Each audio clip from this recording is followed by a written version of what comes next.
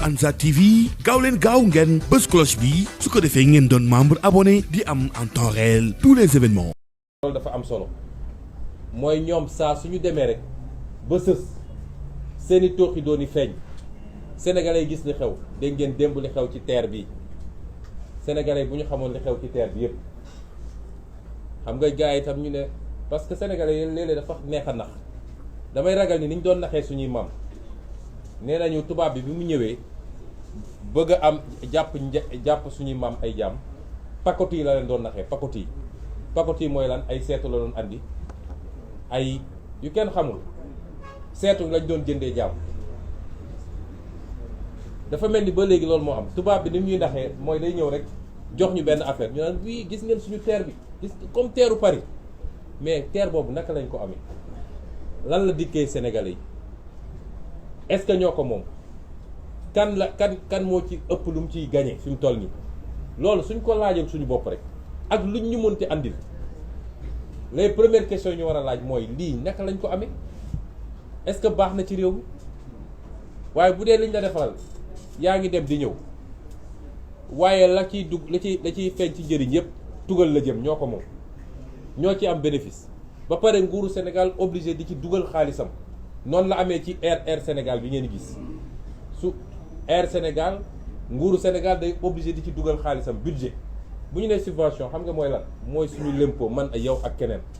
moom la ñuy di ci dugal pour terre bi mun a daw waaye ñoom tubaab yi seen société yi ñu am nu mu tudd SNCF ak li mu créé fii société bi mu créé fii SETER ak ñoom ñoom du ñu ñàkk mukk su jaree ñu jël suñu lempo di leen fay ñoom dañ leen di fay xaalis mais du ñu ñàkk mukk loolu mooy terre bi ngeen di dégg noonu lay amee ci BRT bi Air Sénégal noonu la amee leneen noonu la amee musiba yi fi am suñ ko doon wax duñ ko jeexal moo nem de 2017 laa bind gouvernement boobu député la ne leen terre bii ne ngeen 500 xaw ma ñaata milliards la man de ma defee sama calcul dina ëpp 1000 et quelques milliards biñ ma tontoo ñoom nangu nañ ni ëpp na 500 milliards dinaa publier seen réponse kon ñu def alal gu toll noonu ba pare ñu ñëw naan est-ce que moom nañoo moomuñu waaye li am solo ba leer mooy Sénégal gañewu ci dara waaye day jël alalam di ci dugal tubaab bi ñoom di yóbbu xaalis bi rapport Cour des comptes baa ngi fi dinañ toog ba si yàgg ñu ne est-ce que sénégalais yi am nañu capacité d'indignation parce que pour moins que ça waay nit ñi génn ci àdduna bi tey réforme de retraite la ñuy def France gis ngeen ñaata nit ñoo génn France ci sedd bi fa nekk ñaata nit ñoo génn dem manifester des millions nee nañu retraite bi dañuy réformer de waaw léegi yow dootoo liggéey 60 ans waaye dañu bëgg nga liggéey 63 ans xaw ma France yëpp génn tey bi may xëy maa ngi seetaan journal 2,5 millions personnes ñoo génn Grande-Bretagne nee nañ dañoo bëgg ñu yokk seen salaire ndax ñoom sonn nañ 2,5 millions personnes waxuñu sàcc nañu alal réew mi foofu ku fa sàcc alal réew doo yendu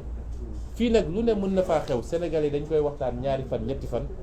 mbir mi jaare foofu Macky Sall daal di créer ay contre-feu damay yóbbu fii Ousmane Sonko damay def lii ñëpp nekk ci loolu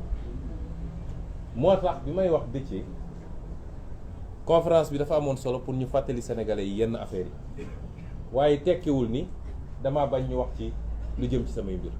li jëm samay mbir tey la gën a tàng la ma wax ci Kër Massar moo fi nekk ba léegi ñëpp a ngi préparé quartier par quartier kër par kër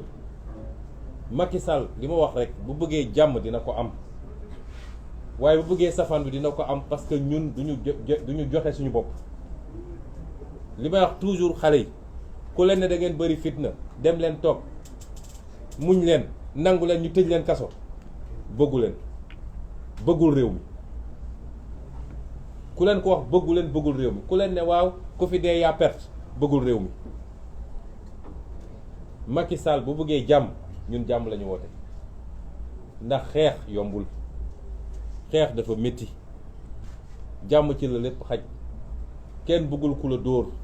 kenn bëggul ku la gaañ kenn bëggul ku la rey kenn bëggul li bokk ci yow am xoosu sax ci yaramam.